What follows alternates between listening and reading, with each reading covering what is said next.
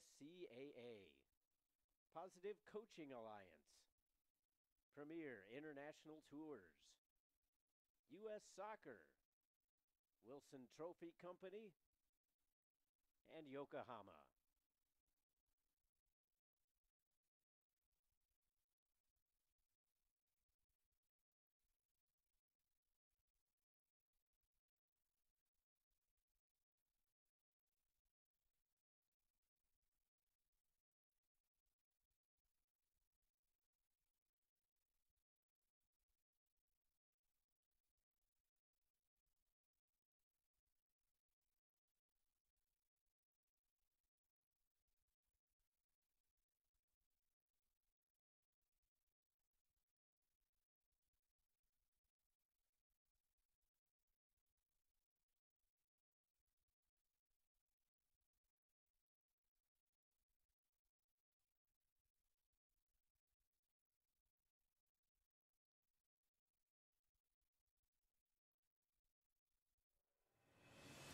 The road starts here.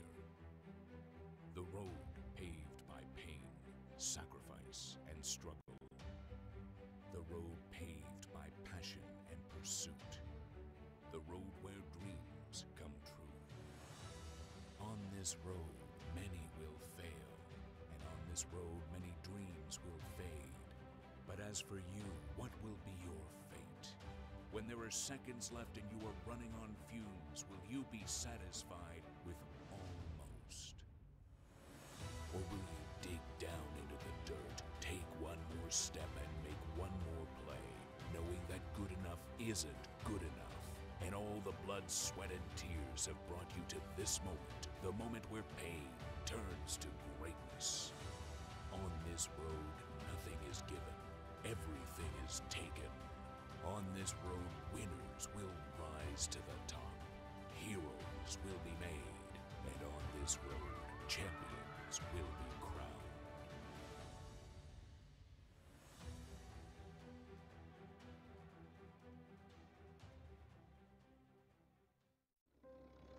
It was 1935, the year that Elvis and Sandy Koufax were born.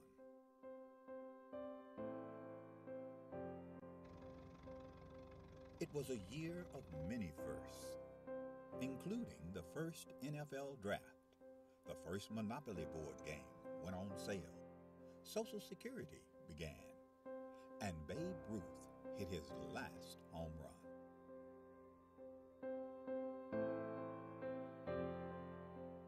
In addition to these milestones, the National Junior Challenge Cup was founded in 1935.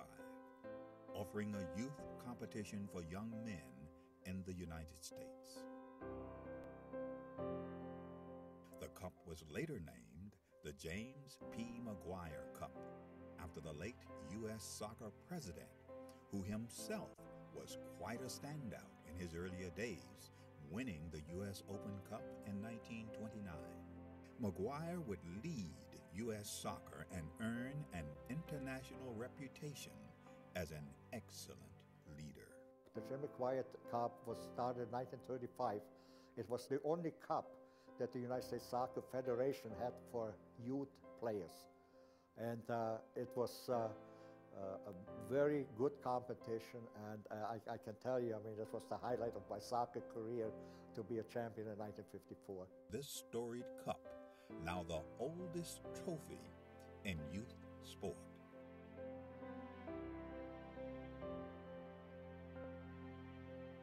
It has a history, it has a meaning, I think it has tradition. So I think it's extremely important for our competitions, for all the age groups, that kind of emulate the McGuire Cup. Winning the McGuire Cup is huge, just because all that history that comes along with the oldest trophy in youth sports period, that's really big for us. Who will write their name in the next chapter of the storied McGuire Cup?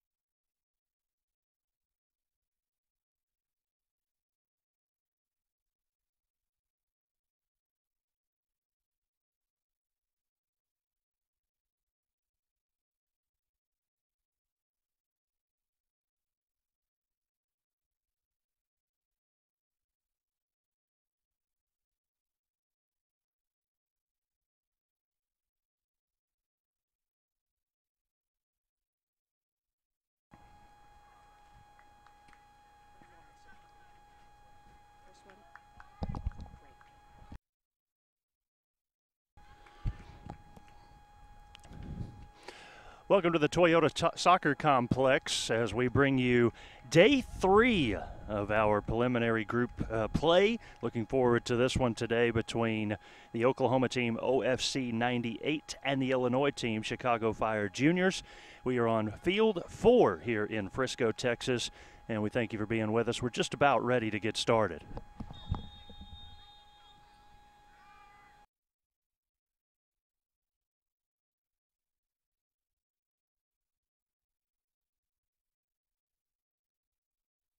White uniforms is the Oklahoma team OFC 98, and in the red uniforms, the Chicago Fire Juniors. This is going to be a hot, warm day, so probably feeling as if this 7 o'clock game is a little bit of a blessing for the 1920U boys division. We'll get you a little more information on these two teams throughout this match as we're now into a pivotal day as teams are looking to lock up some extra points to make sure they make it to the semifinals, which will take place on Saturday, and the finals occurring on Sunday. The good thing about this setup is the fact that there is at least a day off tomorrow after what will end up being 3 straight days of competition, with the action beginning on Tuesday. So the Chicago Fire moving left to right here in this opening first half, and they will be heading from the south towards the north with the wind in their favor. Not much of a wind right now, not as in comparison to what we saw yesterday. Wind gust about 20 miles an hour on this field from time to time. And the OFC 98 club out of Oklahoma will go right to left in the opening frame. That is north to south, and they will be going into that wind. Just kind of getting this one underway here. And maybe an early opportunity for Fire, and that one is blocked by the goalkeeper for OFC.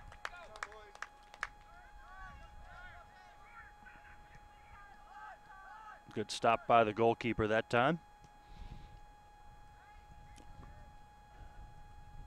Wearing the blue jersey in goal, number 1, Cooper Clark, the goalkeeper for OFC 98. Temperature has hovered around 94, 95 degrees each of the last 2 days. We're expected to hit triple digits today. We are at 80 degrees today, and there's a long shot fire that goes just right of the goal. And so the Chicago Fire putting the pressure on early, just a couple of minutes in, have already had a couple of opportunities. And boy, that was a missile from outside the box that time. So for the first time in 3 days, we're starting play in the 80-degree range already. At least was 70s to start the day the last couple of days. 78, but, you know, still in the 70s, right? It's a mental thing. We're at 80 degrees. Heat index at 85 and a south wind of 7 miles per hour.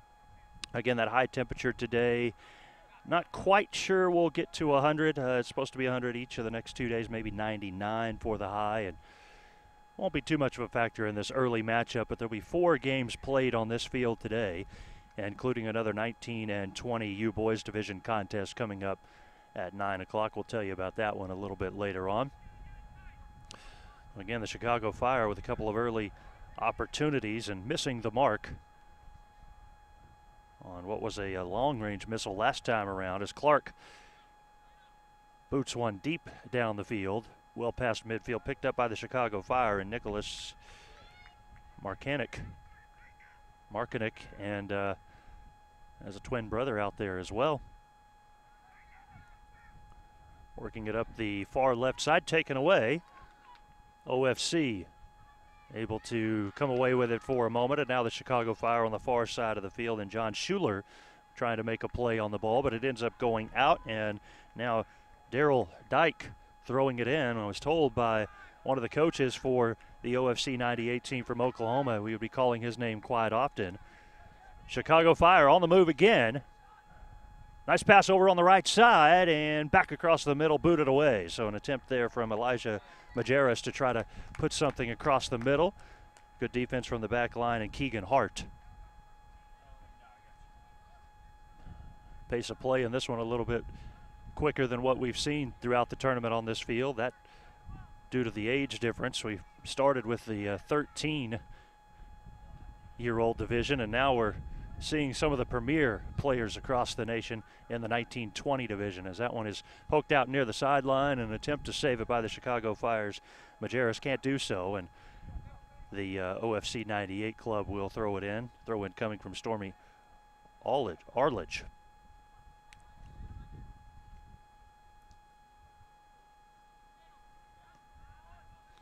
Arledge, strong kick, middle of the field, as Dyke was there. Chicago Fire taking it away. Again, they're going left to right. They're in the red uniforms. Working it back across the field into the opposite side, the far left side of the field, as it makes its way across midfield. Up in front for Peter Beck. And lost the soccer ball there as the goalkeeper will go track it down.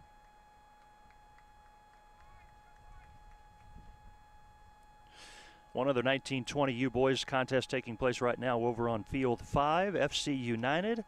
And that out of Illinois, they've already played the Chicago Fire team, and Dix Hills Elite out of New York. The 9 o'clock matchups right here on this field will feature Penn Fusion 98 out of Pennsylvania and West Coast Haney.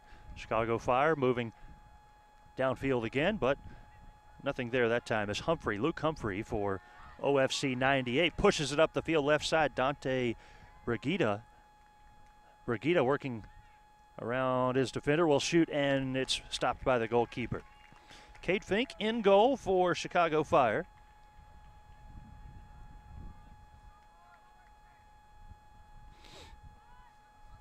Again, Penn Fusion 98 and West Coast Haney on this field coming up 9 o'clock.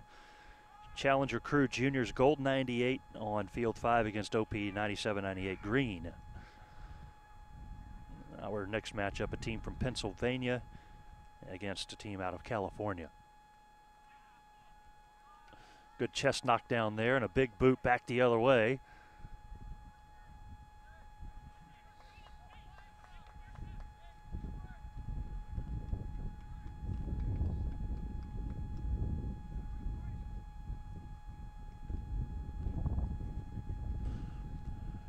Already into the 8th minute of this one.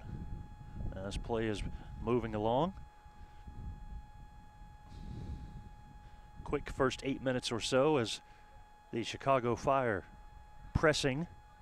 Had a couple of shot attempts. There was one from OFC a moment ago that was saved by the goalkeeper. A little bit of fancy footwork on the far side, a little bit more now even, as they continue to move Markinek, and eventually ran out of space there and had it taken away. Tries to fly it across the middle where Keegan Hart is there for OFC to take it away. Dyke at the midfield. I didn't get to finish my point there a moment ago from one of the representatives for OFC. He said I'd be probably calling that name quite a bit. He's without a doubt the biggest player on the field. He's going to shoot one up towards the net, and Fink right there to stop it. And that's the case. If you see number 20 for OFC 98 out of Oklahoma in the white uniform, he is towering above most of the players out there. Up in front, too far out for the Chicago Fire player to make a play on that one.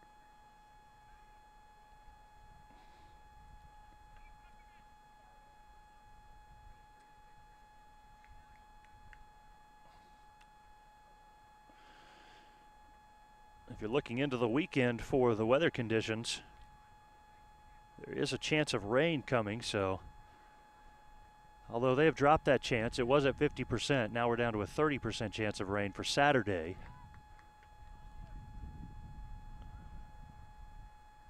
And as I said on one of our other broadcasts the other day, if you're not from this area, what you hope for when they say rain chances is a real rain, not one of these 15, 20-minute type rains that end up making it just much more humid than it already is around here. You'd rather see like a 85% chance rain. That 30% is not always a good thing.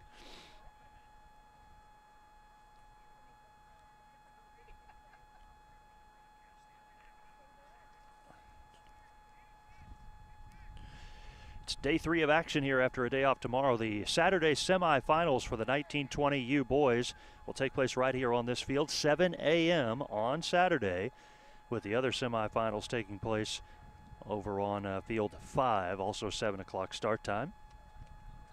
And if you're looking even farther ahead for the championship, that's going to take place early on Sunday as well. Free kick coming here for the Chicago Fire.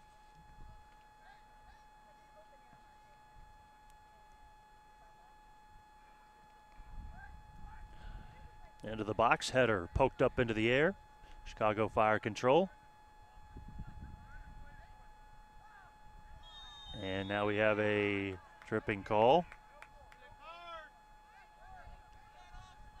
We did have the side referee throw the flag up into the air, and the OFC team was looking over that way. Chicago Fire player still down momentarily. Into the 11th minute. A key moment in the early going is they'll fix the divots out in the grass.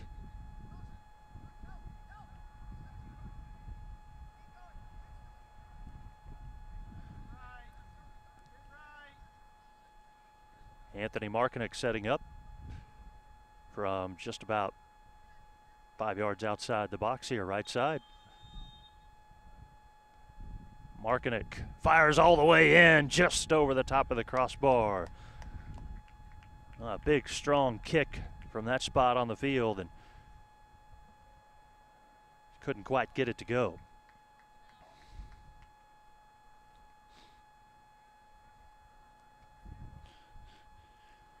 Big soccer news last night as the USA defeated Jamaica in the Gold Cup.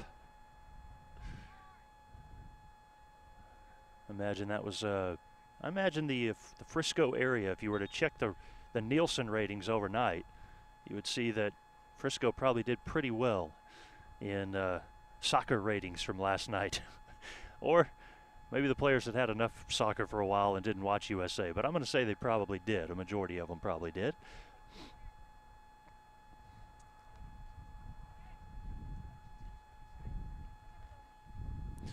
Into the 13th minute of play here in the opening half.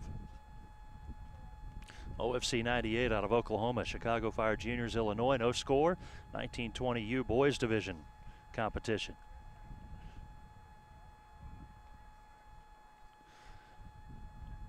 The majority of the championships will be played on Sunday morning. There are a few occurring Saturday night for the younger classifications. The 13U and 14U boys and girls will play Saturday night. What that does is it keeps the championship competitions from not having to play in the middle of the day in that heat, and also allows for some parents maybe to get back on to work back home perhaps. Chicago Fire trying to take it away from OFC and finally able to do so, or are they? This time they will maintain that possession. So the back line for the Fire moving it around a bit. Now up across the middle of the field. That one to Markinek. Taken away. Jackson Pitt for OFC 98 tries to find Dyke in the middle. Can't do so. And back to the goalkeeper.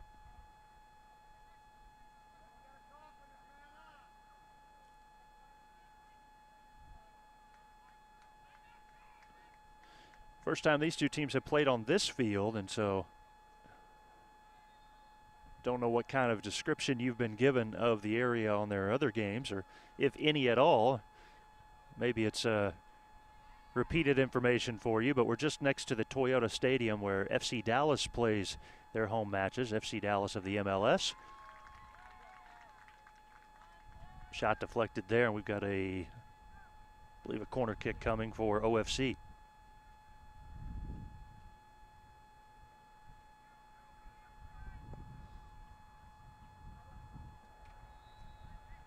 Wait on Joshua Burney to go track down the soccer ball. See if that's going to be Burney over there.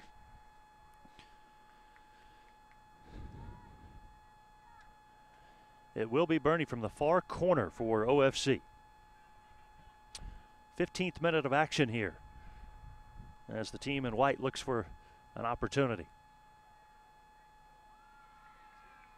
Bernie. And that one's headed away by OFC, or by Chicago Fire, but on the ricochet ends up with Carter Noble. Now back out near midfield, and a strong strike by Luke Humphrey to put it inside the box, and it'll be controlled by OFC. Momentarily anyways, by Stormy Arledge, and Arledge had it poked out of bounds, and we've got a corner from the other side now.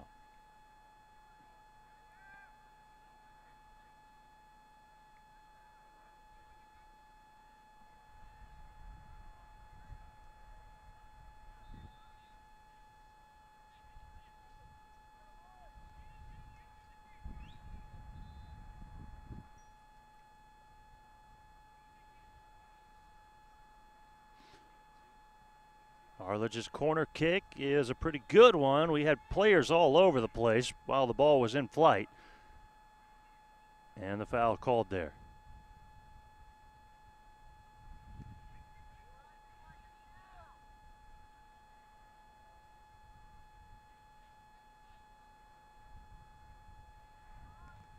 Or did they just call him for moving too early, perhaps?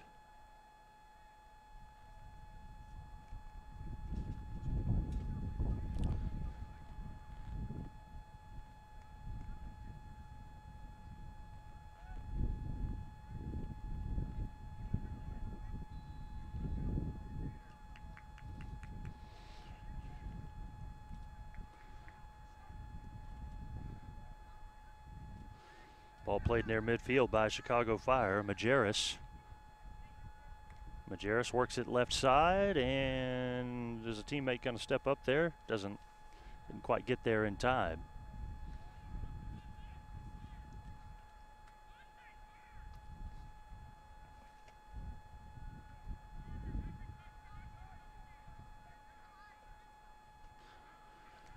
Into the 17th minute of play now in the opening first half.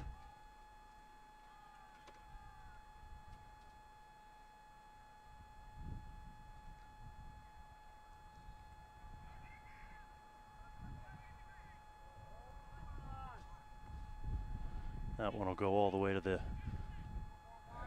out of bounds area there.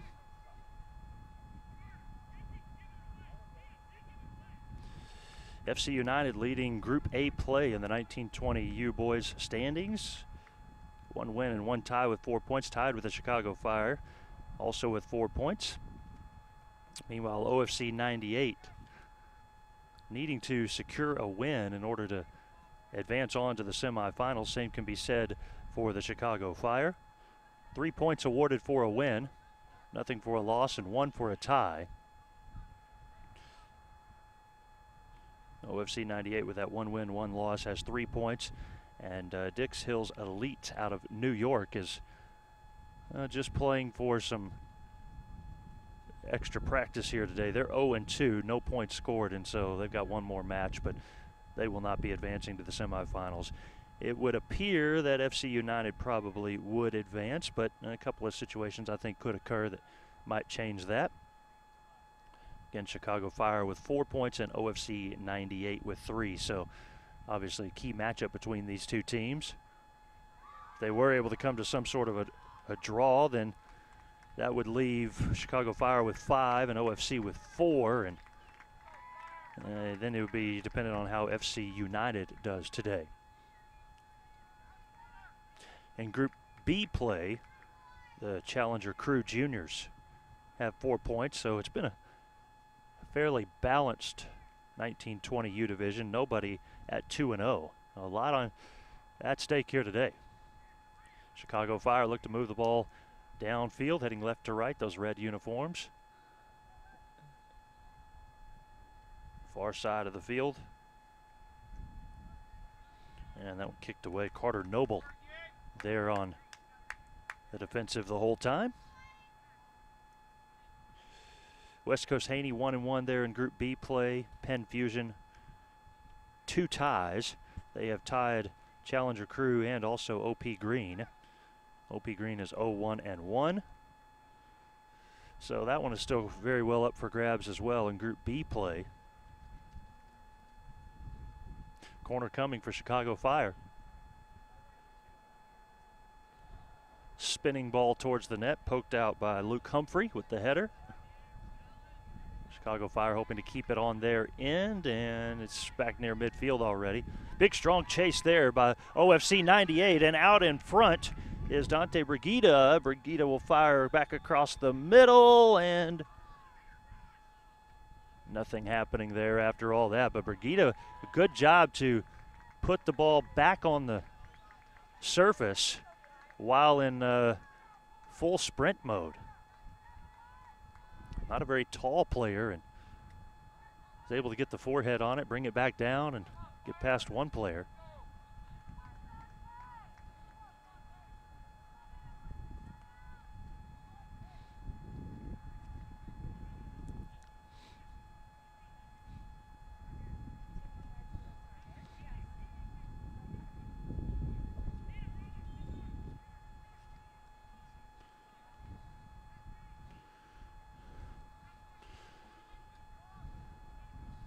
Daryl Dyke with 2 goals scored so far in the tournament. The top scorer in this age division, Chris Brennan.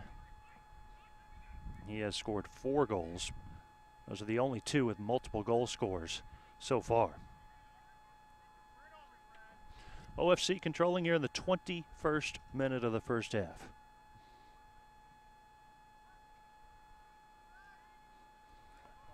Now the Chicago Fire, Markanic, left side, and he has it taken away, but we have a whistle here.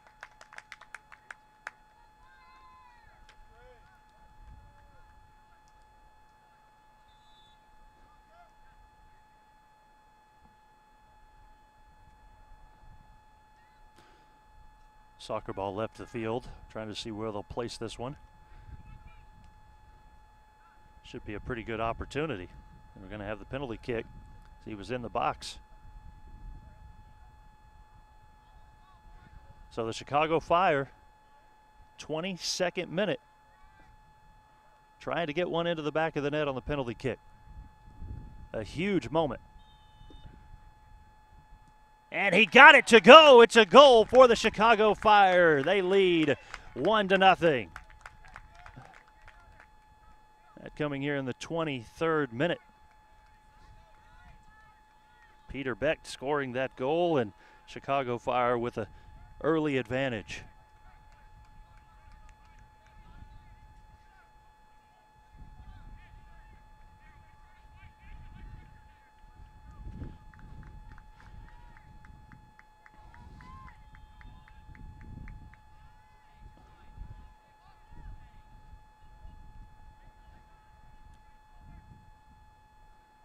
Peter Beck scoring the penalty kick goal there, and a 1-0 advantage now for the Chicago Fire.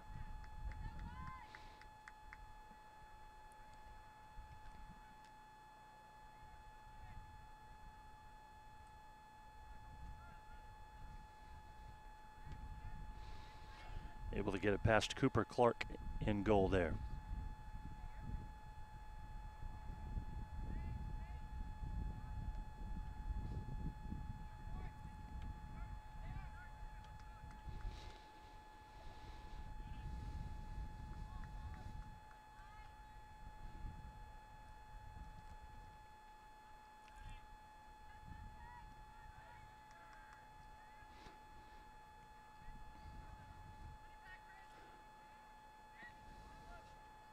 It's just a massive venue here to play soccer, 18 fields, and a lot of action taking place right now. All over the place. Strong kick that time from Humphrey to push it downfield to Burney.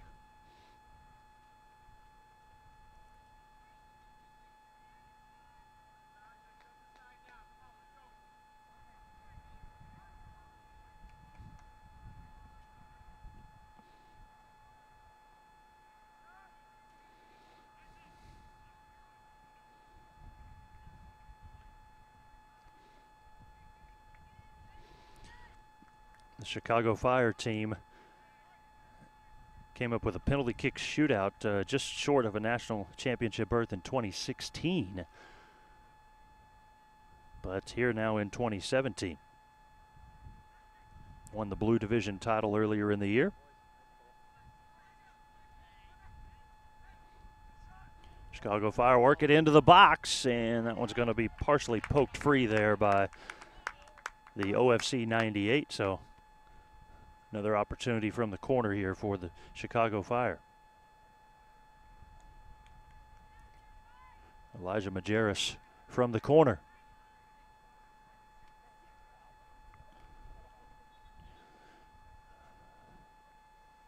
Majerus with a left foot low lining kick. Booted back out, and it's going to still be controlled here by Chicago Fire for a moment. That pass too far out in front. Nobody really there.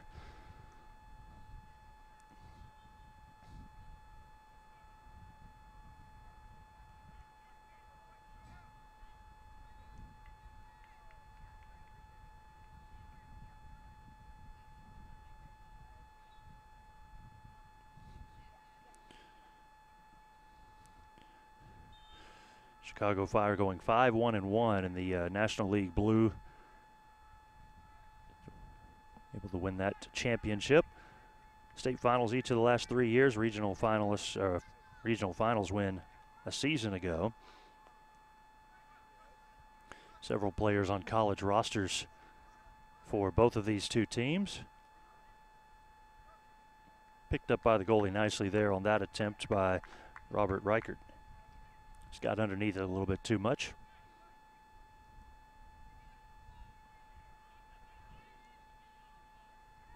Jackson Pitt working it far side over to Alden O'Connor.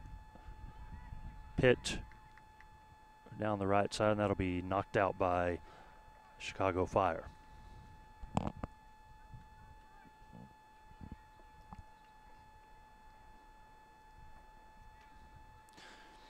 Our location here is on the north side of the field as it goes south to north, and the team bench is on the far side.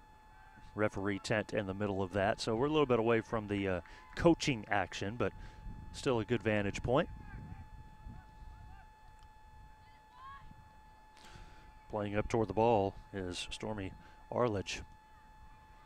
Good kick out and a clean out that time by Peter Becht, who scored the goal earlier. Luke Humphrey chasing it down, has some pressure. Humphrey to the middle of the pit. Works it left side. Burney. Sliding tackle there that knocked the ball free for a moment. OFC 98 trying to get across the middle, and a shot from Brigida stopped. Just a rolling slow ball there. Picked up pretty easily by Cade Fink. 28th minute of action, first half, 1-0 our score. Chicago Fire leading. Chicago Fire pushing the pace. Midfield, Fire control, right side, Majerus. Majerus works on Arledge, around him. From just inside the box, fires and goes high.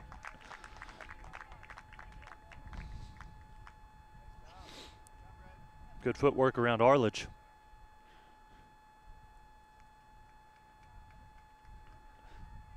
Took a pretty big divot with him, or maybe that was already out there.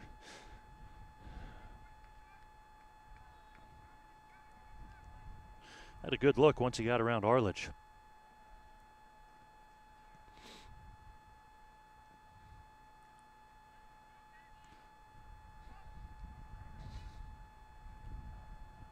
OFC 98 wisely sending that one back. Luke Humphrey sending it back to the goalkeeper, Cooper Clark.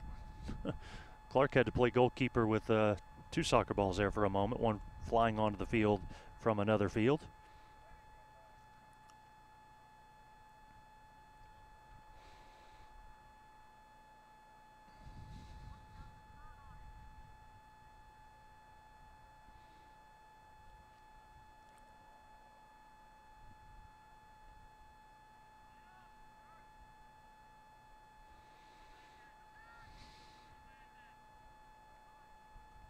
Back and forth in the middle before it's controlled by Keegan Hart. Still a pretty good battle there. Jackson Pitt, Christopher Sullivan. OFC 98 trailing by 1. Good slide there to knock that one free. I believe that was Ethan Butler.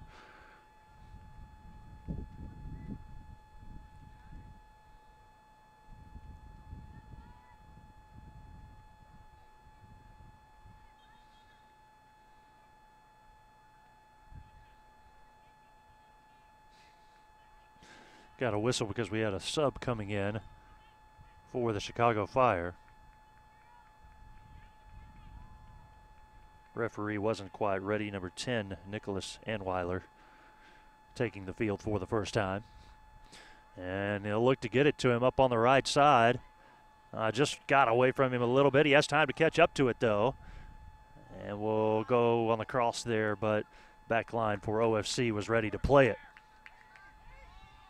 Well, it may have been a handball there, I think, a moment ago that was missed.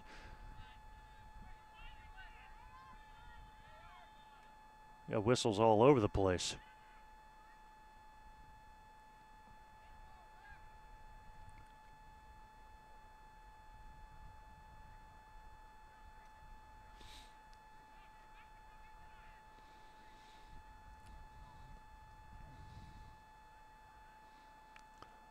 .31st minute now of this first half.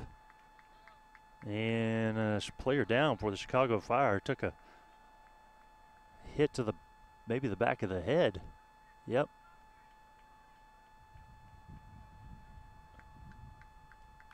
Back up fairly quickly. That's Becht who scored the goal.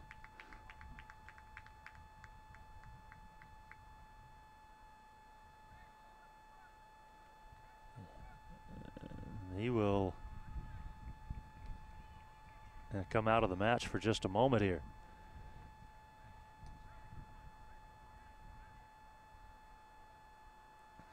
Free kick coming for OFC 98, Alden O'Connor.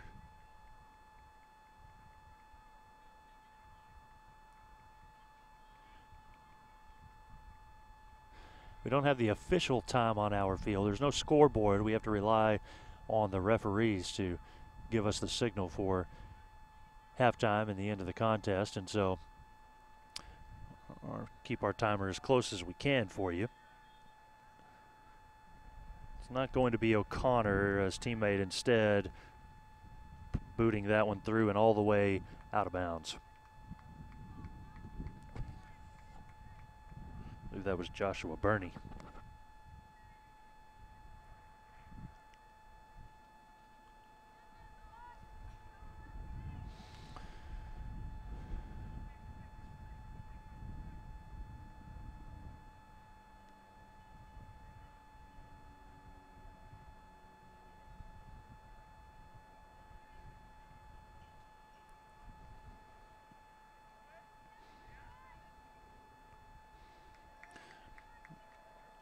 OFC 98, behind a strong defensive effort, claimed the Region 3 championship in order to get to this point here in Frisco.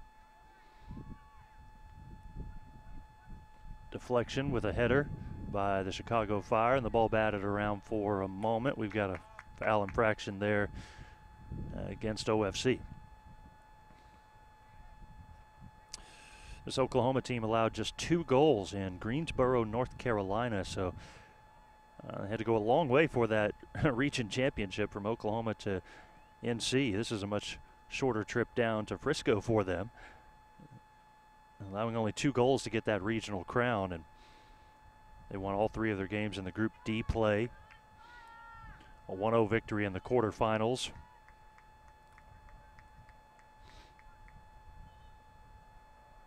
Also with a 1-0 victory in the semifinals. The final matchup, they defeated NTH NASA 98 out of Georgia. It wasn't even close. It was a 4-0 victory to claim that Region 3 championship.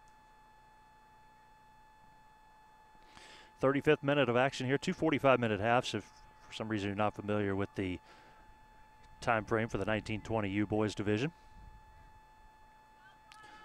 Oklahoma team has been state champions just about every year since 2010, getting that in 11, 12, 14, 16, and now here in 17. A regional championship for the first time during that stretch, but regional semifinalist on 2 other occasions. Haven't heard from Daryl Dyke in a while for OFC. Let's see if they can somehow get him back involved in this. Foul gives a free kick for OFC 98, and they quick trigger it in from Bernie. He just had a little quick left foot punch. Didn't really work out for him, though. As the Chicago Fire look for a big kick to get it back in their midfield, they do that to Nicholas Anweiler. And now controlled by Keegan Hart for OFC. OFC 98.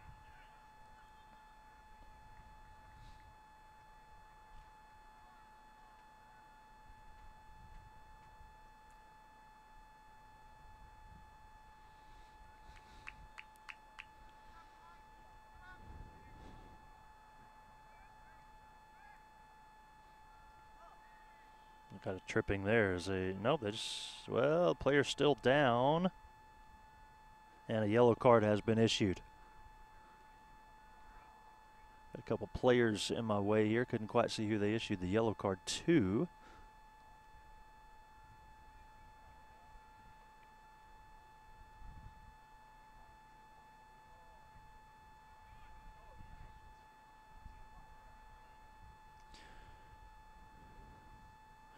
Give the Chicago Fire the kick from right near the sideline.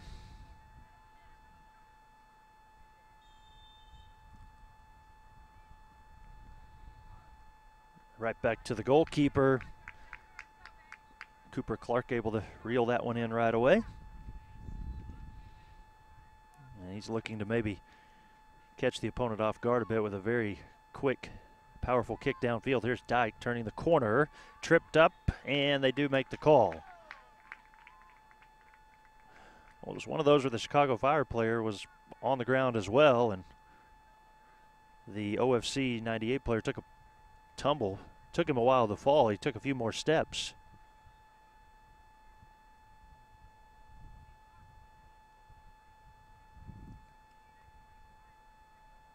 OFC 98 will set it up, down 1-0. 38th minute of action, first half here. Joshua Burney.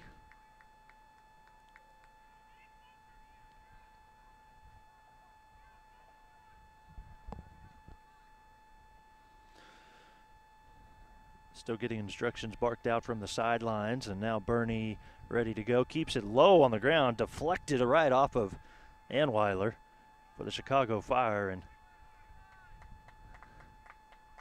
that will work to the advantage of the Chicago Fire. They're getting the ball all the way back near midfield.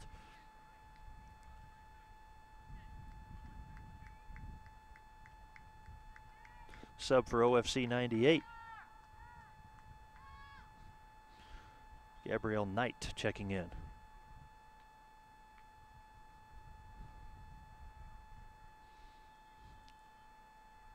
Bit of a tangle up there with a whistle. Well, they'll just move down a little ways.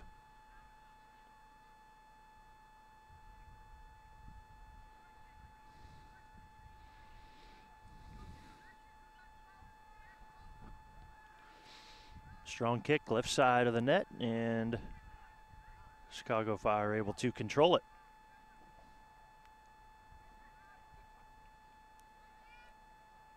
Back to the goalkeeper now, and Cooper Clark. This definitely has a different feel to it than some of the other games that we've seen over here on this field, where both of the teams really getting up and down the field really well, just trying to attack and create some scoring opportunities. In a lot of our other games here, we saw more of a defensive style where it was play the ball back and forth, work it left and right. But these teams racing up and down the field, intended across the middle, and just a little bit of a misplay there from Markinick.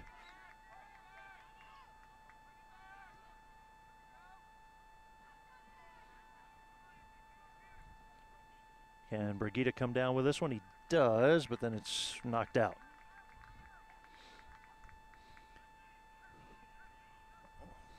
So Bernie's going to take over there in the corner.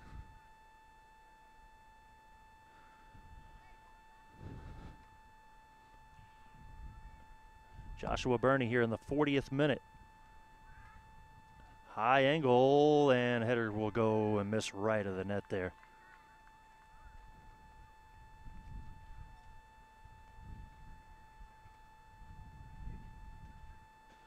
Switch sides and go to the other side now as Brigida will have it from the far corner.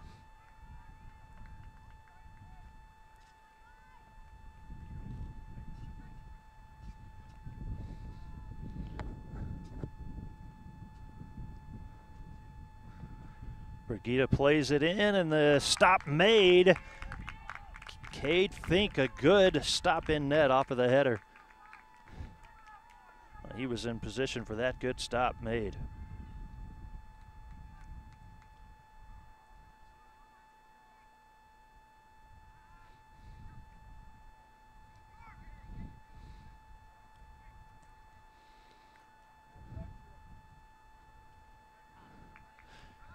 Chicago Fire with a takeaway here. Moat works it to the right side, just outside of the box on the cross, poked free. Shot up top coming perhaps, around one defender, and then squares up the right foot. Deflected high into the air.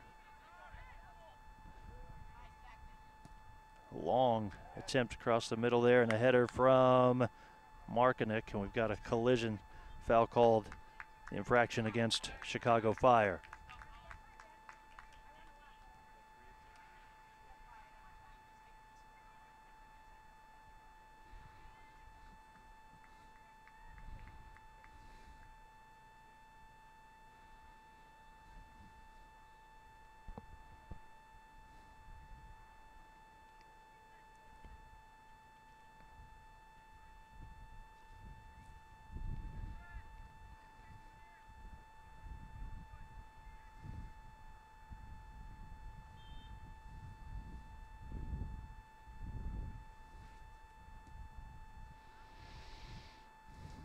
Took Cooper Clark a while there to get everybody ready, but back to play.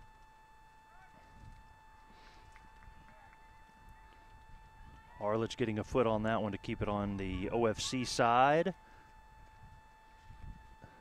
Ball loose. Chandler. Dyke just outside the box, fires right side to his teammate. Looking to make a move to the sideline, and we'll go that parallel angle there, missing. Far left side now, taken over by Brigida.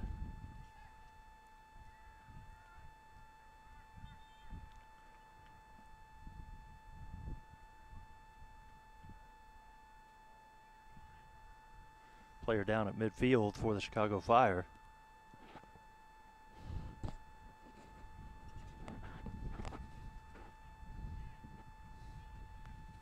He is back up now. Still holding on to that back left side of his leg.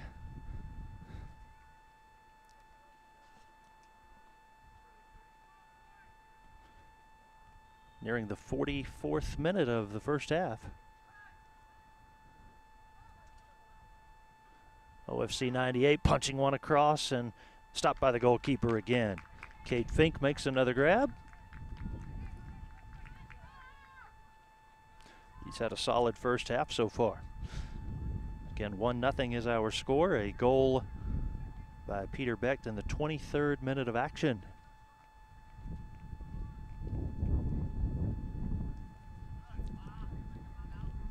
Ball out in front will roll free.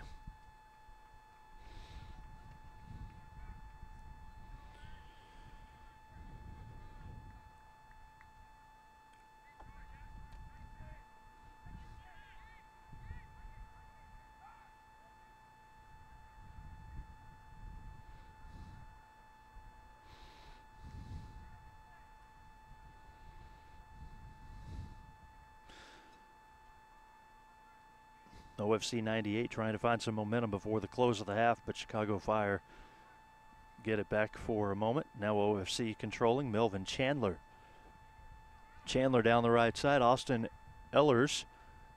Ellers shoots it in. One hop right into the mittens of the goalkeeper, Cade Fink.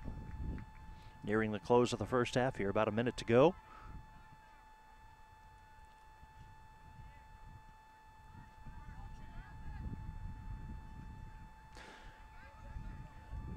At the beginning of this contest, the wind was out of the south at 7 miles per hour, so it didn't really play much of a factor in the first half after all, like we've seen in some of the other games. Bernie trying to go up in front to Dyke. Dyke will maneuver across the middle. Misfire on that pass, perhaps too far for Brigida to come away with it. Now OFC controls, and that one kept on the ground. Not a very good look that time. Gabriel Knight tracks it down for OFC. Pretty strong fire inside and punched out by the goalkeeper, Fink. OFC still keeping it on their offensive end right before the end of the first half here, trailing 1-0. Players slipping, almost losing possession, but regaining the footing and the ball.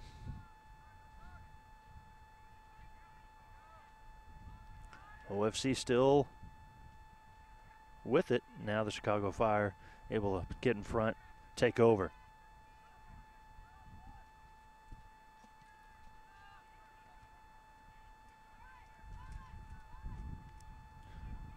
I think we're getting close here to the close of the first half. They don't do the water breaks in the first game at 7 o'clock, but in the later games beginning at 9, they'll have a water break for both sides due to the heat. Quick throw in. Everybody getting in position in a hurry. And there's going to be nothing happening there. That brings us to the conclusion of the first half. 23rd minute goal by Peter Becht for the Chicago Fire gives the Chicago Fire Juniors South a 1-0 halftime advantage over OFC 98. This is the USYS Soccer National Championships. We're going to take a break for halftime here at the Toyota Soccer Center, and we'll come back for the start of the second half here in just a moment from Frisco, Texas.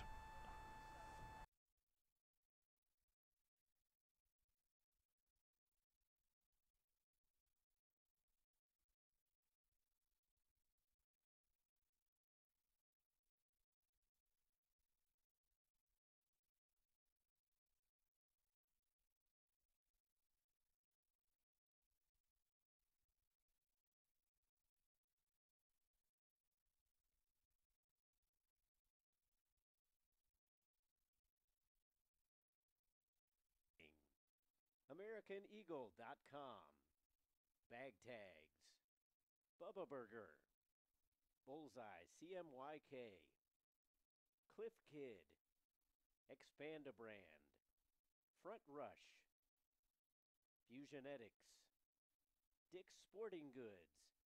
Today's games are also brought to you by Major League Soccer, Nestle Nesquik, Nike, NSCAA, Positive Coaching Alliance, Premier International Tours, U.S. Soccer, Wilson Trophy Company, and Yokohama.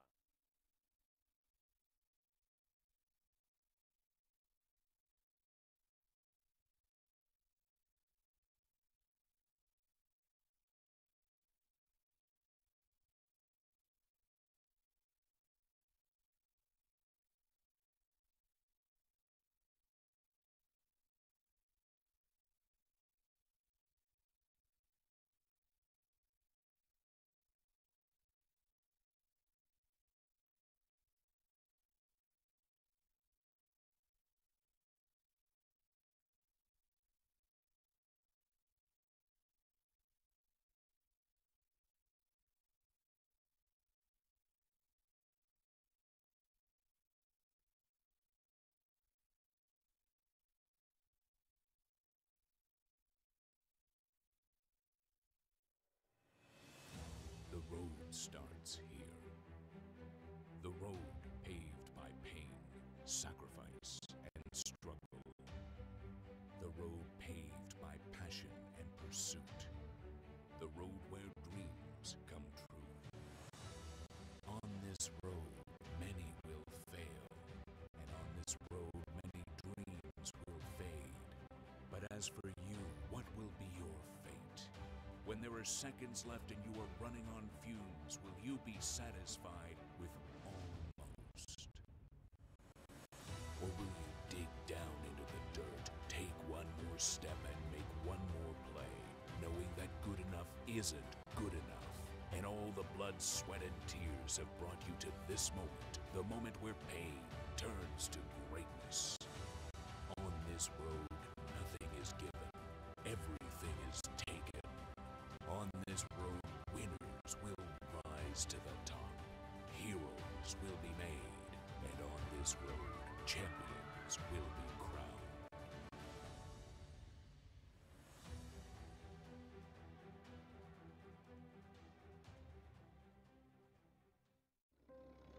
It was 1935, the year that Elvis and Sandy Koufax were born.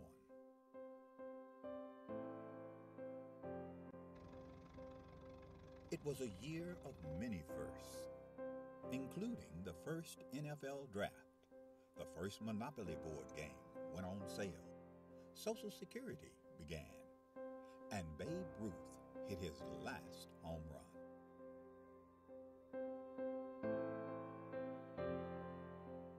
In addition to these milestones, the National Junior Challenge Cup was founded in 1935, offering a youth competition for young men in the United States. The cup was later named the James P. McGuire Cup, after the late U.S. soccer president, who himself was quite a standout in his earlier days, winning the U.S. Open Cup in 1929. McGuire would lead U.S. soccer and earn an international reputation as an excellent leader. The Jim McGuire Cup was started in 1935. It was the only cup that the United States Soccer Federation had for youth players. And it was a very good competition, and I can tell you, I mean, this was the highlight of my soccer career, to be a champion in 1954. This storied cup, now the oldest trophy in youth sport.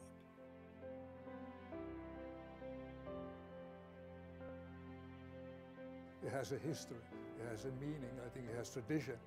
So I think it's extremely important for our competitions, for all the age groups, that kind of emulate the McGuire Cup. Winning the McGuire Cup is huge, just because all that history that comes along with the oldest trophy in youth sports period, that's really big for us. Who will write their name in the next chapter of the storied McGuire Cup?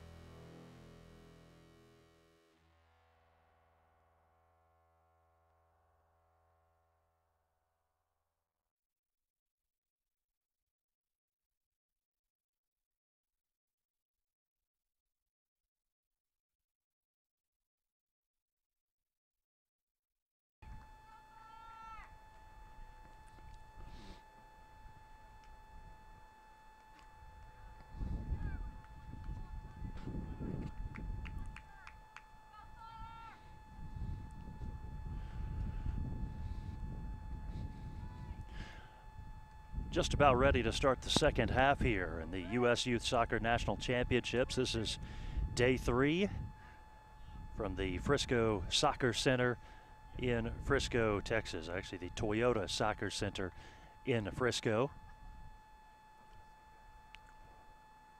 1-0 is our halftime score. Goal in the 23rd minute by Peter Beck. Gave the Chicago Fire the advantage. They were able to hold that until halftime, and so now we are back to play in the second half as the two sides have switched positions on the field. The red team, Chicago Fire out of Illinois, will head right to left here in the second half. Meanwhile, the Oklahoma team, the white team, OFC 98, is going left to right with the wind, which has picked up a little bit now. Cooper Clark is in goal for OFC 98, and Cade Fink is in goal for the Chicago Fire. Again, 1-0, Chicago Fire leading.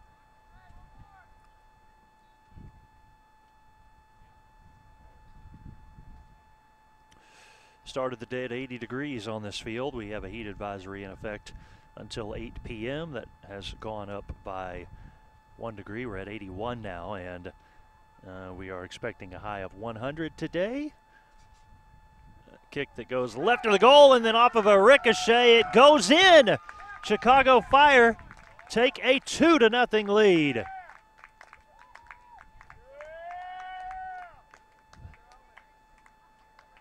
It looked like for a moment that they weren't going to be able to get much out of it. It looked like the initial corner kick was ticketed for the side goalpost maybe. Somehow able to get it through there. That did not take long. And so now 2-0.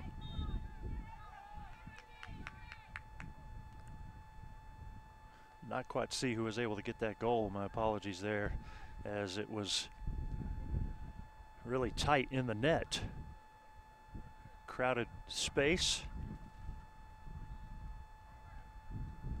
Stopped back the other way by Cade Fink.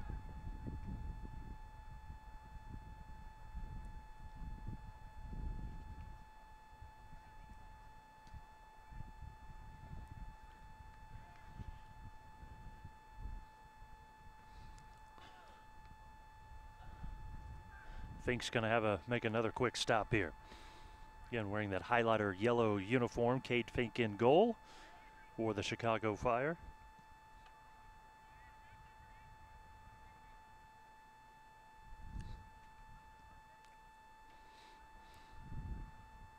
A 2-0 advantage in third day action is definitely a big advantage, and the OFC 98 team has their back against the wall now.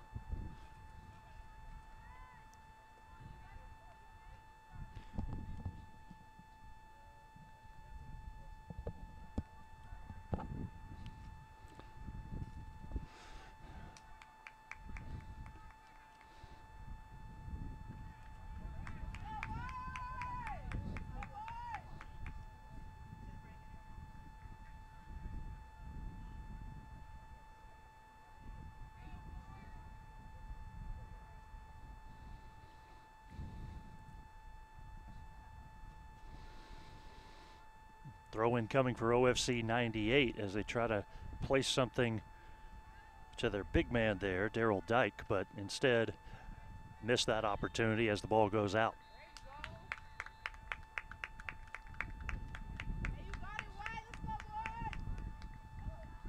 I would say it was off of Chicago Fire, I guess, and so now a corner kick coming, and OFC wants to hurry.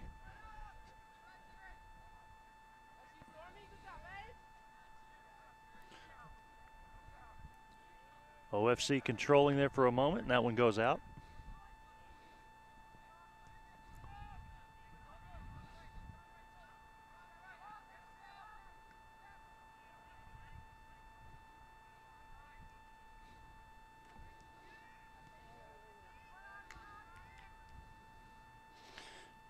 Chicago Fire in their first games on Tuesday, that 7 o'clock matchup, they tied 1-1 with FC United, two Illinois teams matching up there. OFC 98 took a 2-0 victory over Dix Hills Elite. So both teams were in pretty good shape after the first day.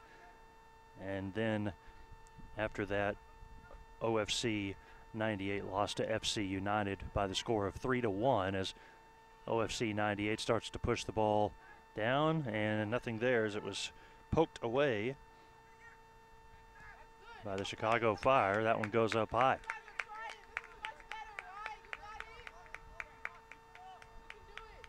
Chicago Fire also defeated Dix Hills Elite 2-1.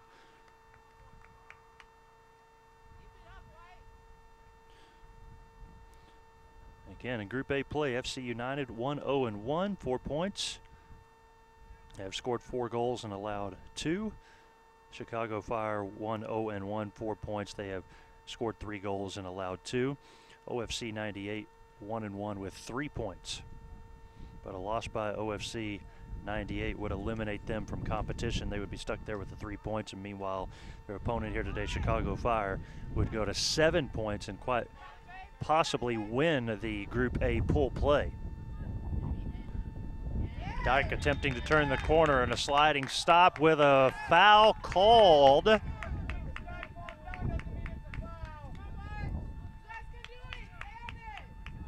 Chicago Fire players not happy with that call by any means. They have 4 players now talking to the official, and OFC 98 tried to get play going a little bit quicker.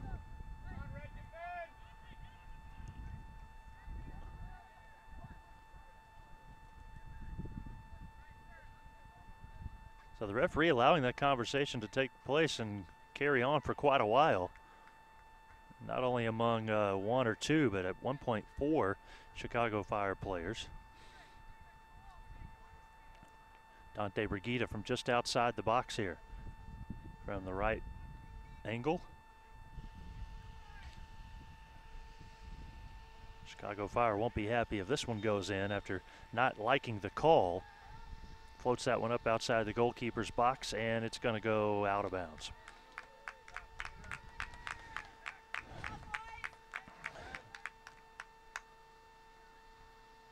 So no real harm done there. Even though the Chicago Fire are not happy with the call, they get the ball back anyways.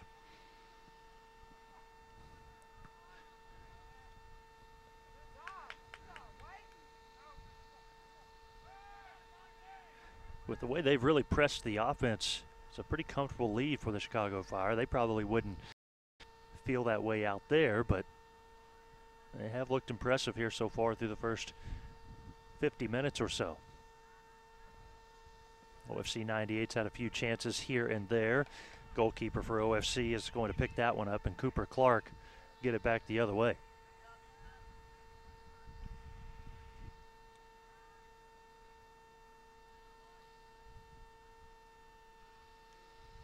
Goalkeeper again has to come out and quickly throw one along the right side to Austin Needham. And Needham trying to race around his defender, can't quite do so. He lost the ball out of bounds, and it's good defense there.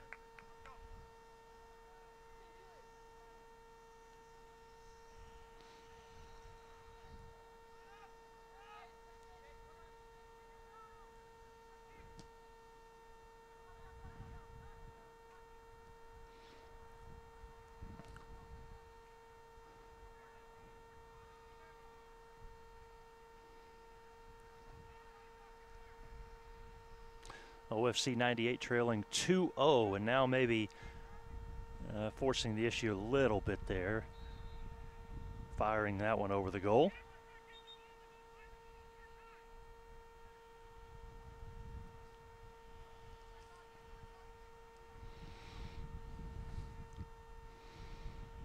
FC United and Dix Hills Elite playing over on Field 5. That's an important game match for FC United. Of course, they're not aware of how this one is shaping up right now, but all they're worried about is their own team. If they can pick up a win over there on Field 5, they would win the group play.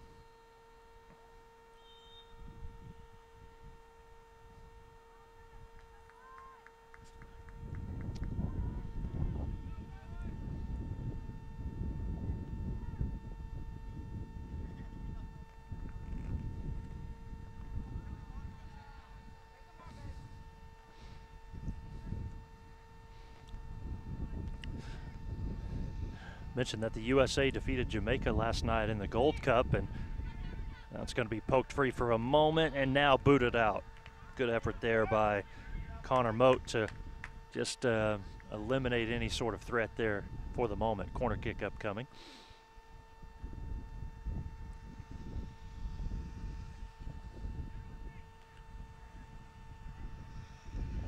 I did not watch the soccer match, even though I probably should have. I elected to watch my beloved Texas Rangers, who lost to the Marlins 22-10. What kind of baseball score is that?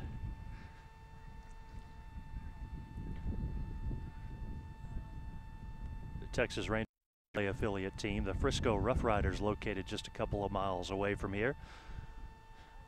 This Frisco area has really expanded in the last several years. I can remember within the last 8 to 10 years, you could drive down 121. Chicago Fire with an opportunity here, and that's going to go well high over the net off the foot of a Chicago Fire player. I can remember driving up the 20-minute stretch or so from the Dallas area on 121 and really not see much except for a mall and one furniture store, and now it's just car dealerships and stadiums and restaurants and all sorts of things along this route. So definitely good to have the youth soccer event here as well to create for a good atmosphere for these youngsters.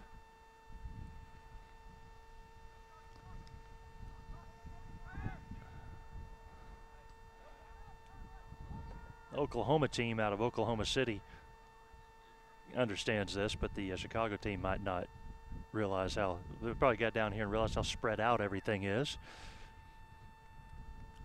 Even these soccer fields are set up that way. Trying to spread the field a little bit here, but OFC 98 coming away with a takeaway, and it's going to end up. Oh, they do make the call. Okay. The whistle came a little bit late there. Alden O'Connor was hoping for the call, and he did get it. Going to bring the goalkeeper, Cooper Clark, all the way up near midfield.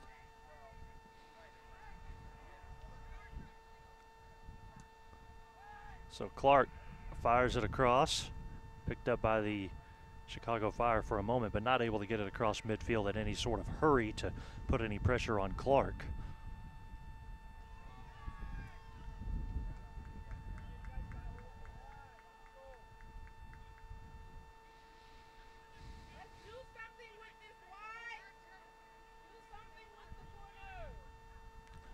Joshua Burney will attempt another corner kick here.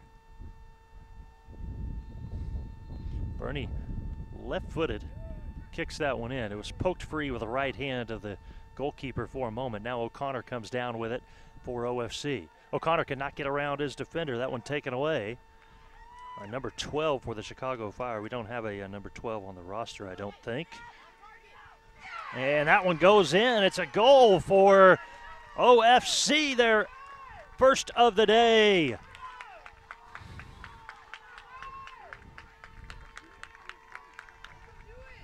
That one coming in the 59th minute.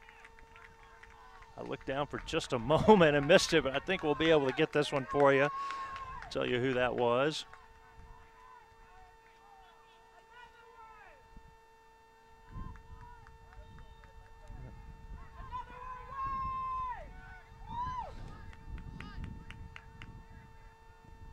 Just like that, we've got a whole different contest again, making the score 2-1, Chicago Fire with the lead.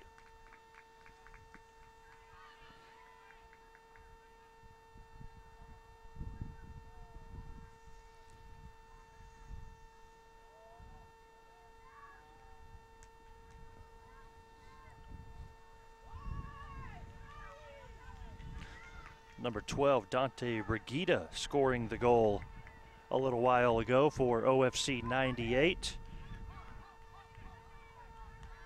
Chicago Fire electing to kick this one back to the goalkeeper, Fink. He works it right side, so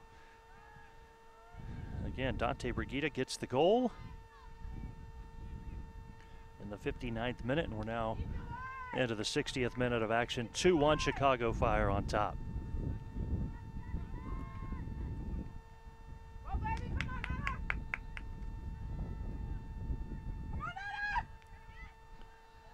Daryl Dyke trying to work his way around. The Chicago Fire player is called for the foul.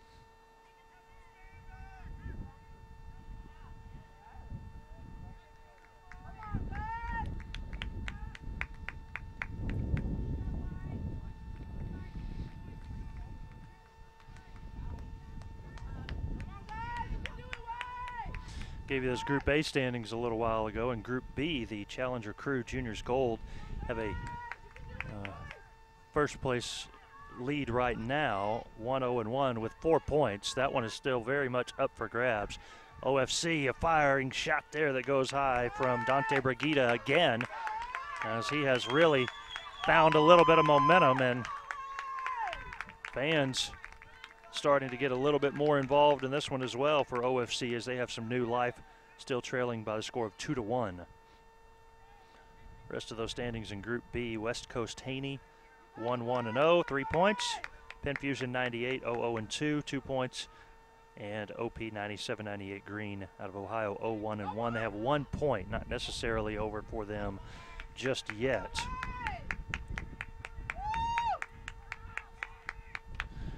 And the way they work the semifinals, it's the top team against the second place team out of the other group. So top team out of Group A would play the second seeded team out of Group B, and then the reverse, the second seed out of Group A against the first seed out of Group B for your 2 semifinals, with the winners playing in the finals.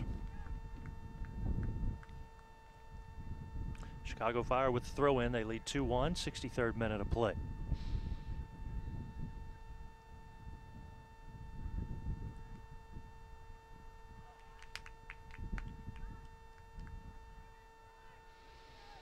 Chicago Fire looking for some offense. Got a man open. Ball kicked left to Markinek. Back across the other way, and still controlled by the Chicago Fire. Quick fire in, header that goes up and in. It's a goal for the Chicago Fire. Nicholas Markinek counters in the 63rd minute.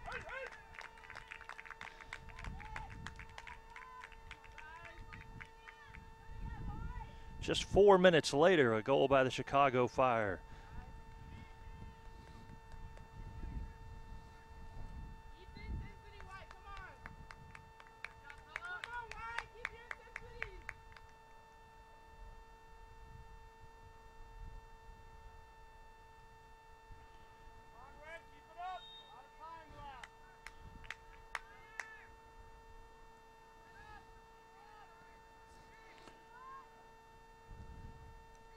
Nicholas Markinek getting the goal.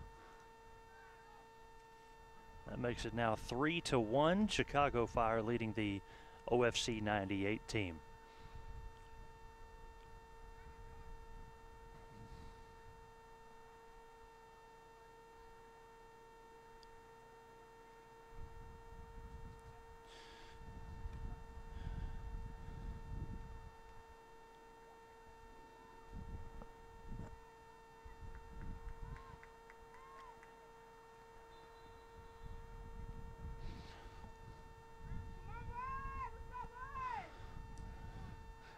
A scoring update for you out of a different division here, the 17U boys contest. One of the Texas teams is taking advantage of the home field, I guess you could say. FC Dallas Premier out of the North Texas area, leading the Raiders out of Illinois by a score of 8-0.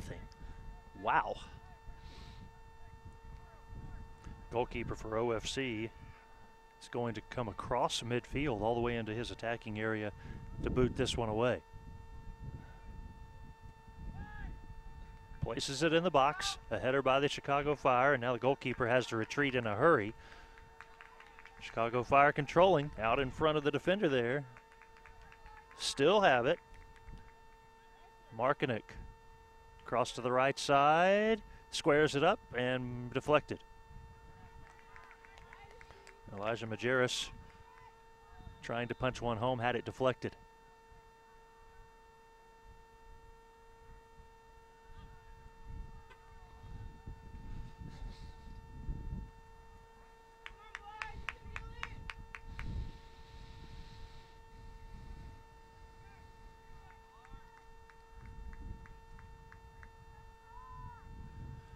Have a sub coming into the game for OFC.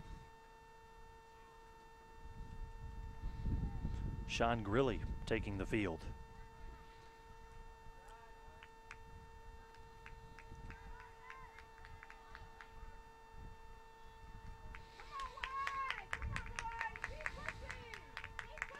Action occurring at midfield here as OFC tries to apply some pressure to get a takeaway. And they almost had it because of the effort of Alden O'Connor.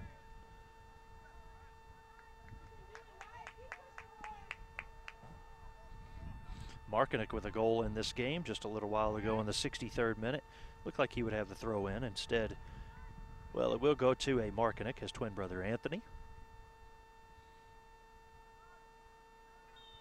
A little bit of a tie up there between the two number 5s for OFC's Luke Humphrey and Christopher Sullivan of Chicago Fire. Foul called, and Chicago Fire will have the kick.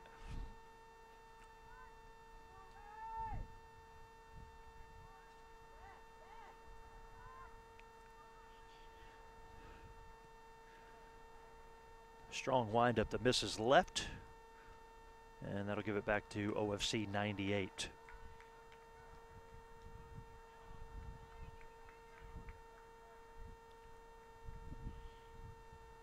$80 matches being broadcast here for you in the U.S. Youth Soccer National Championships. That doesn't cover every game. We have 96 different teams here, 7 different age divisions, boys and girls, all the way down to age 13. Good sliding grab there by Markinek. Markinek out in front, finds an open teammate. He's going to stutter in just a bit. His shot attempt rejected. He has another play on it this time and misses. Christopher Sullivan.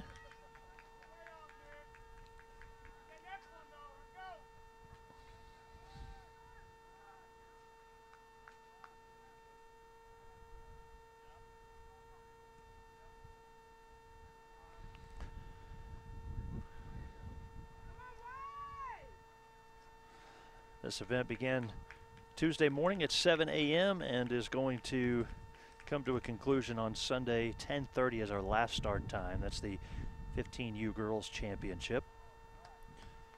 This championship will take place in the early hours of Sunday as that one's deflected off the goalkeeper. And then I imagine the summer will come to an end for most of these athletes.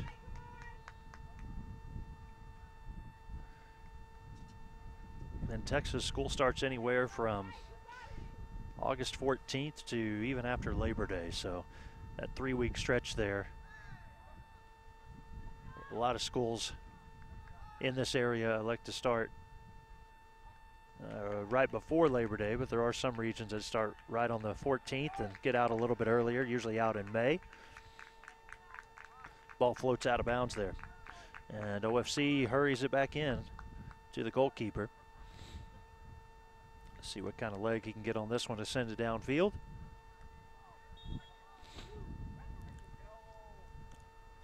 Header there with a foul call. There we see if we're going to issue a yellow card or not. Nope. Foul called on Daryl Dyke for Oklahoma OFC.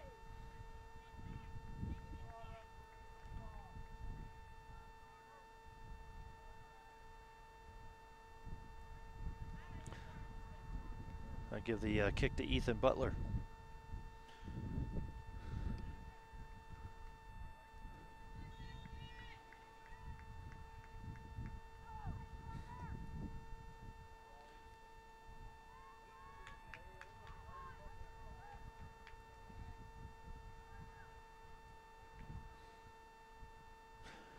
Good poke away from the back line there, and Alden O'Connor.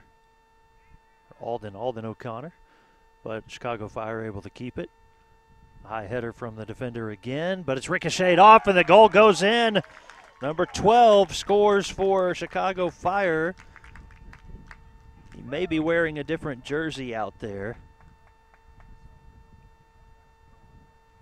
This one in the 71st minute, actually. Goodness, it's now 4-1 as the Chicago Fire have really broken this thing open.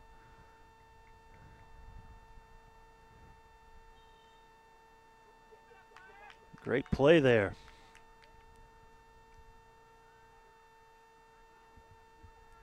Well, I said a 2-0 lead, felt comfortable early on in the second half. But they probably didn't feel that way, and that was definitely the case. They kept applying the pressure, kept the pedal to the metal, and now a 3-goal lead. 4-1 is our score. Chicago Fire leading OFC 98. And I would think nearing the 72nd minute that they're feeling as if that is enough insurance, but obviously not going to slow down the pace. They like the pacing they're at right now, and OFC 98 really with their backs against the wall at this point. Wide open is Sean Grilly, but they cannot get the ball over there to him. Well, if they could have fired something his way, he would have had a really good look. Instead, it'll go from the left side this time, and angle misses. The Chicago Fire with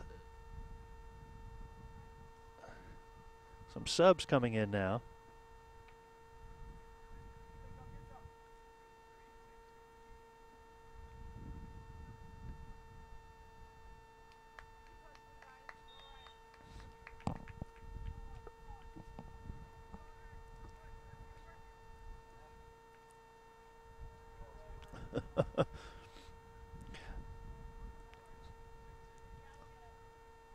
Players using the sub opportunity to get a quick refresher on the sidelines, and one of them had a little trouble getting the water bottle off the field, and it still is sitting near the sideline. Referees asked for him to pick it up and toss it over the signs, but they haven't done it yet.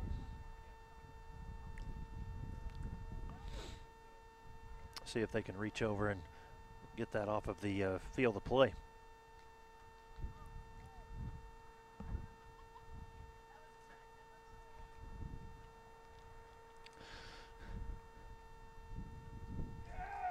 Wow, another one. As I look down for just another moment, and now they're just scoring at a rapid pace here. Oh my goodness, it's now 5-1. I can't even keep up with it at this point. See, I mentioned that 22-10 baseball game, and now I'm going to get a soccer game that turns into a blowout, it looks like.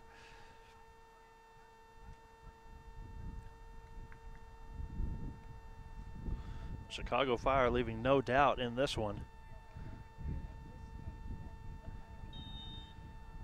Again, when you look at those standings,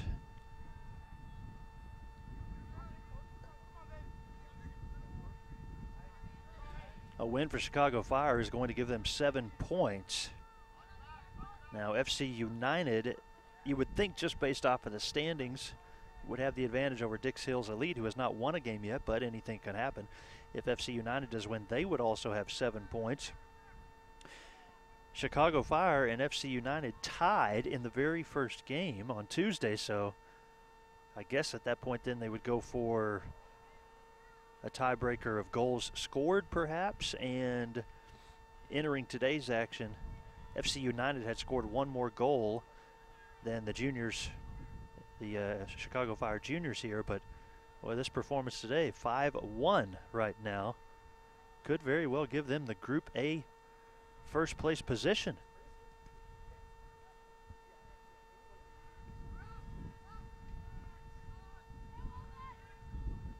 The performance today just warrants a consideration for first place.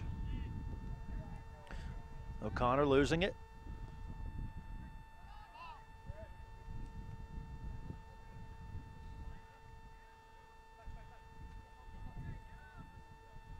O'Connor working there against Sullivan with a foul called, and it was against OFC.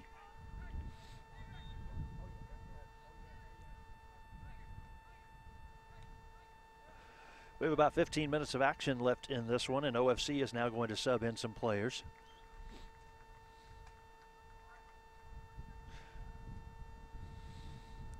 After that goal that made it 4-1, Chicago Fire elected to bring in several players, and now that it's 5-1, they're going to sub in a few more players as well. So you may be seeing some guys that don't get to take the field as often, don't see as many minutes throughout the course of a match or even a tournament, because it is a fairly comfortable lead. They will do their best to keep this on schedule with a 9 o'clock start time for our next match. And that is what we're seeing here, is a few of the players who maybe don't see as much action.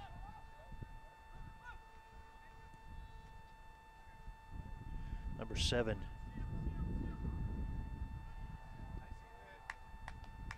Ethan Barringen, and I hope I have that name right.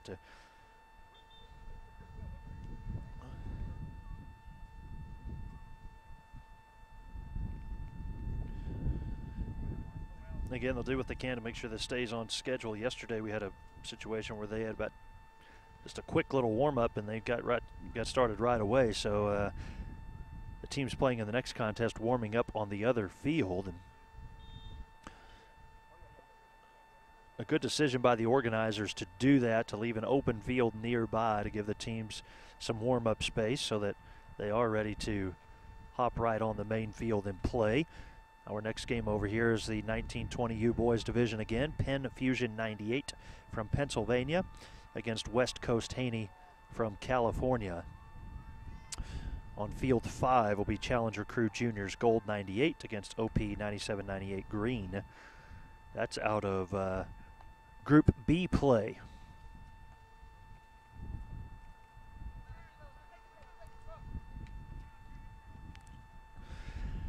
This one seems to be well in hand for the Chicago Fire, leading 5-1. As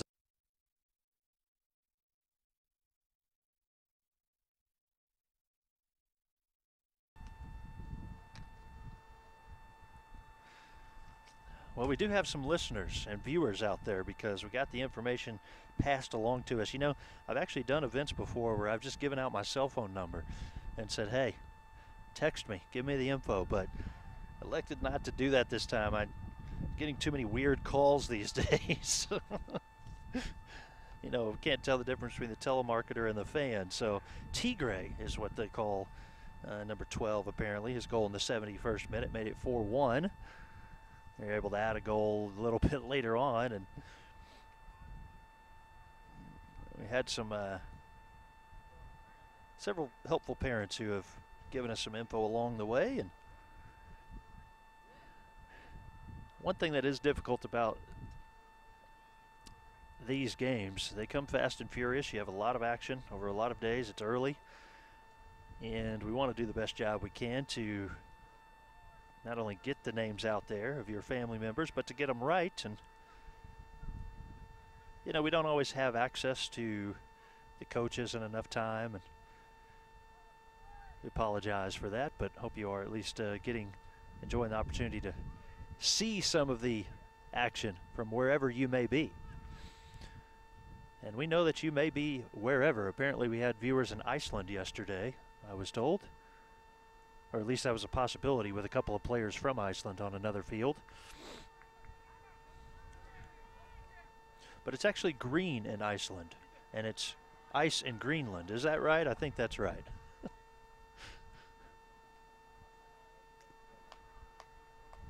It's hot and humid here today, I know that. Chicago Fire not letting it affect them. It does get fairly hot in the Chicago area this time of year as well, but not quite the same. But they do have some days where they breach 100 degrees, I know.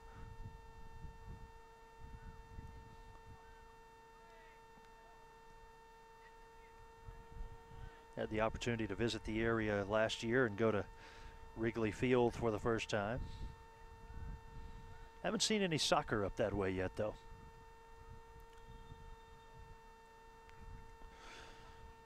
Whistle will stop play here for just a moment in the 80th minute, about to hit the 81st minute, in fact.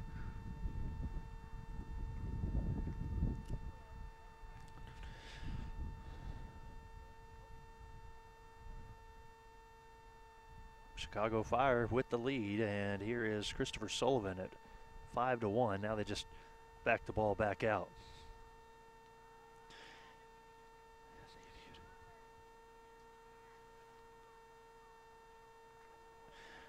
Sometimes in a close game, 1-goal game, 2-goal game, maybe you see teams go into that keep away mode within the last 4 to 5 minutes of play, but with a 4-goal lead, you go into that keep away mode right now, if not earlier.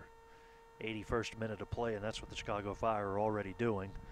They can afford to give up a breakaway or a goal if it happens, so they'll just kind of take a much different style of play than what they had through the first, I'd say, 65, 70 minutes or so, where they were really pushing the tempo. And you could tell early on they were going to set the pace of this one, and it took to the 23rd minute to get that first goal. O'Connor works around his defender. A left-footed shot misses to the right side, as Alden O'Connor can't trigger that one home.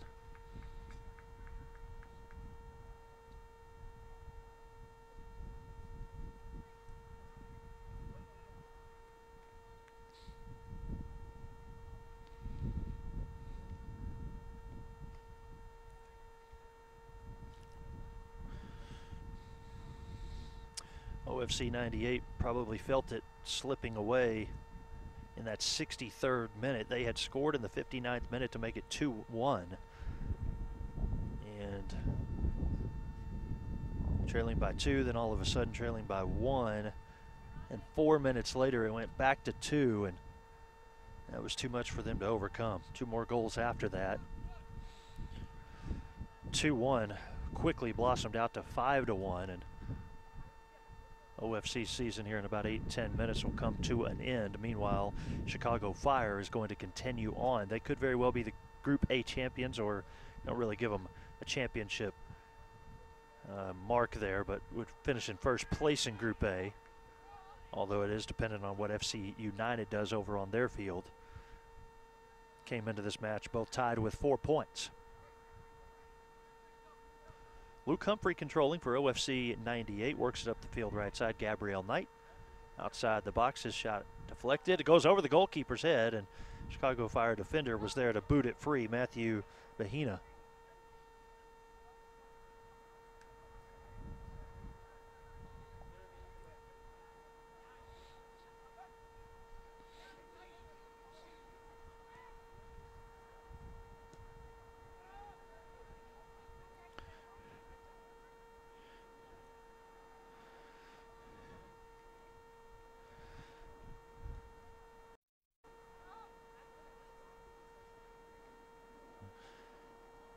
If you are listening out there watching, if you do want to pass along to someone that might be here prior to the start of a match, we love the information. A little bit difficult to communicate during the match, but if you have a friend here, might be a parent of someone who knows the teams well, and you know that your game is being broadcast, we're on fields 5, 6, 7, and 8. And 4 as well. That would be where I'm at. Yeah, okay. It's been a long day. I wasn't sure where I was at.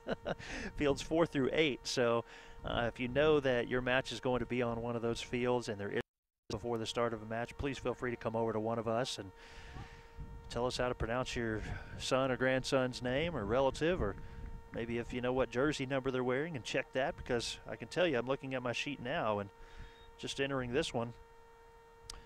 2 number changes on one of the teams, 2 name changes on one of the other teams. So, at 6:15 in the morning, it's hard to get all that information. It's really a little bit tougher during the day as well, again, because the matches just occur one right after another. And I know you, as a fan of your team, are not really showing up till right when your team plays, but we do appreciate the information. We thank you for giving it to us. 85th minute of action, a 5-1 game with Chicago Fire leading OFC 98. And you hate to say it, don't want to diminish OFC 98 down to this, but it really is a part where you're just trying to run out the clock at this point. They had played really well, and again, we're watching just one of the premier classifications of soccer here, the 19 and 20-year-olds.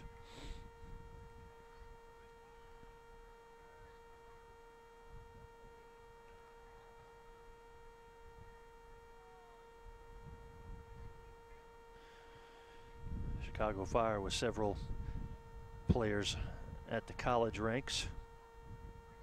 See the U.S. Military Academy even represented as one of the colleges. Bentley University, University of Wisconsin-Whitewater, University of Illinois at Chicago, Colorado College, Bowling Green State.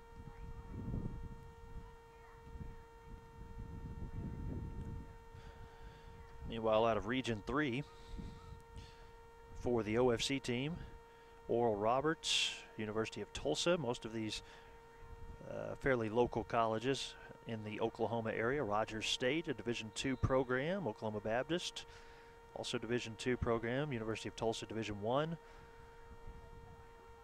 Ross Hillman Institute of Technology. Big strong wind up there over the top of the goalpost. Actually was able to call a Oklahoma Baptist soccer match last year for the Great American Conference, and so if they are into their championship again this year, I might see them. Also got Northeastern State and Oklahoma Christian. There's quite a few Division II colleges there in the state of Oklahoma. Sometimes people forget that in this region. Oklahoma, Oklahoma State, University of Arkansas, Texas, they get the big notoriety down here, but the Division II level provides quite a bit of entertainment in a variety of sports. A lot of good student athletes playing a lot of different sports at that level, Division III as well. Holding call there against OFC. A foul call will allow Chicago Fire a pretty close chance. I don't know what they'll do with it here with about 3 minutes to go. Might as well go ahead and take a shot, right?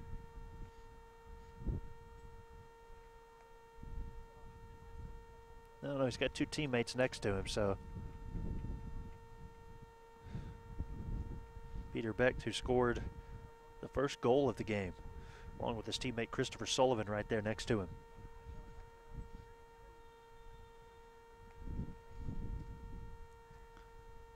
Becht sends it in high, so he did give it a go.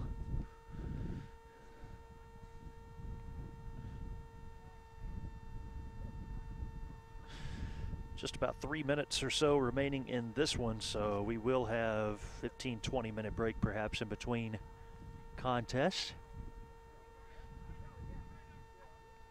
Clean played game really for the most part as far as injuries and yellow cards go. We did have one yellow card issued, but the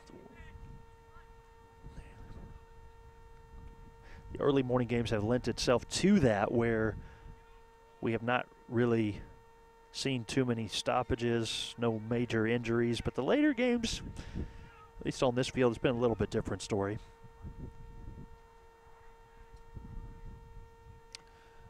Luke Humphrey, as his players begin to move.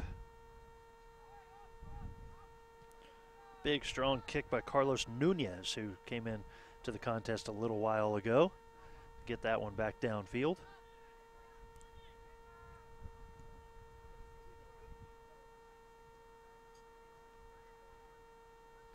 Tough to be on that side of it if you're OFC, trailing 5-1, but you have to play to the whistle. Noah Kettle taking the ball away, and strong kick upfield to Jackson Rank.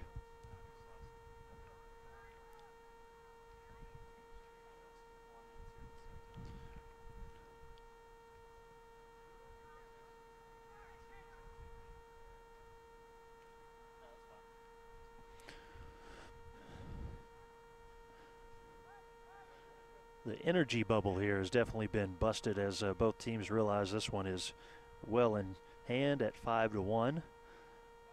And most of the fans for Chicago Fire just kind of standing around talking now. I mean, they're watching the game, of course, but not as intently as they were when, say, it was 2-1 after the 59th minute. As we are now into the 90th minute by our time, and we're usually pretty close to being on track, and that is going to do it right there at the 90-minute mark. So it's definitely a Chicago surefire win, 5-1. Chicago Fire over OFC 98, and the Chicago Fire will move on to the semifinals, where they will play on Saturday. There's a good chance that that game could be here on this field on Field 4. Field 4 and 5 will have the 1920 U Boys semifinals Saturday, 7 a.m. 5-1 the final. Thank you for being a part of this one from the U.S. Youth Soccer National Championships in Frisco, Texas. I'm Michael Westbrook. So long for now.